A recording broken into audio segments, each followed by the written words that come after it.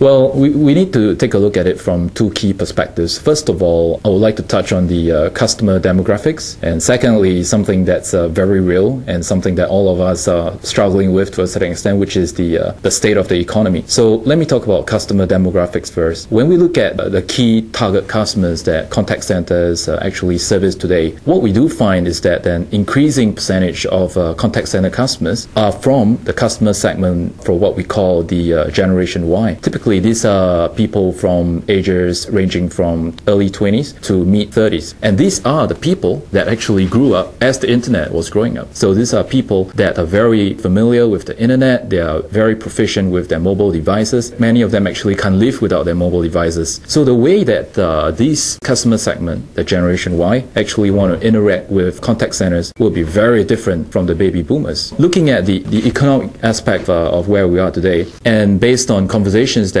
I personally have had with my customers, I guess the key priority that's on many of the CIOs and many of the contact center owners' mind, looking at how we can actually optimize what we have today, right? Many of our customers already have had investments in the contact center infrastructure. Many of them also have plans to actually roll out projects in the coming year. But given the current economic situation, many of these projects are possibly going to be put on hold. And the new focus will typically be on how we can actually look at what we have today and get more bang out of the buck. Well, self-service in the context of a contact center and also within the context of like from a business operations perspective could mean a couple of things. First of all, in a contact center environment, people typically equate self-service to what's more commonly known as interactive voice response or automatic voice response. And this would be applications typically where callers over the phone will be able to call and request for information that would be automatically delivered to the caller, thus bypassing the need for the caller to speak to an agent. Over the years, we have changed the description of interactive voice response to self-service, namely because what we've managed to incorporate over the last couple of years was a solution that enabled callers to interact with self-service platforms not only via voice, but also via other access channels such as fax or email or web chats as well. Self-service in the context of a contact center typically would refer to being able to actually empower the caller for any time, anywhere, be able to reach your organization and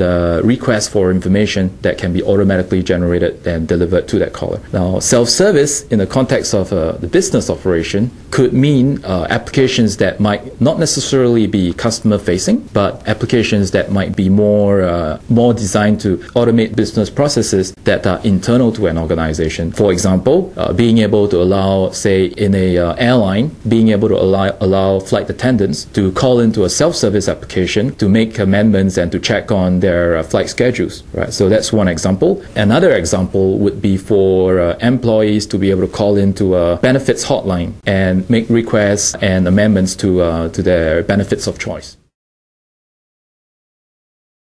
If I think back about 12, 15 years ago when the IVRs at that point in time or self-service platforms were starting to make a much bigger impact within the Asia marketplace, the initial response of contact center agents were that of trepidation, because typically they will be worried that, hey, we're going to have this self-service platform to automate a lot of the tasks that I've been doing, and does that mean that my job is at risk? So that was actually the initial, perception that many agents used to have. What we've done is that while working with our customers, what we've managed to demonstrate is that a well-designed self-service application actually automates a lot of the mundane tasks that contact center agents have actually come to loathe and don't like to do. So what the self-service platform could do is actually relieve the agent from having to perform a lot of the repetitive and mundane tasks, thus allowing the agent to focus on much more high-value activities with the customer. In essence, what we are seeing right now is that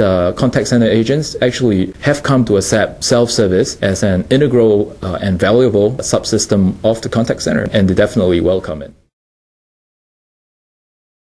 One of the key misconceptions of self-service platform from a business owner perspective is that a self-service platform is expensive. A self-service platform could be confusing, having multiple layers or very confusing menus.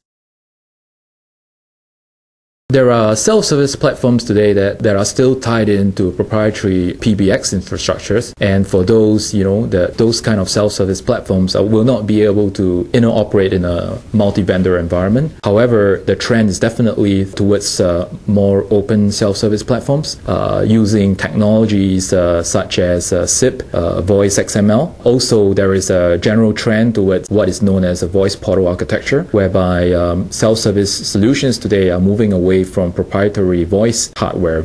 And in that environment, what we find is that the self-service platform that's open in nature will be able to actually interface with your current contact center environment, thus allowing you to preserve the investment that you've already made in contact center infrastructure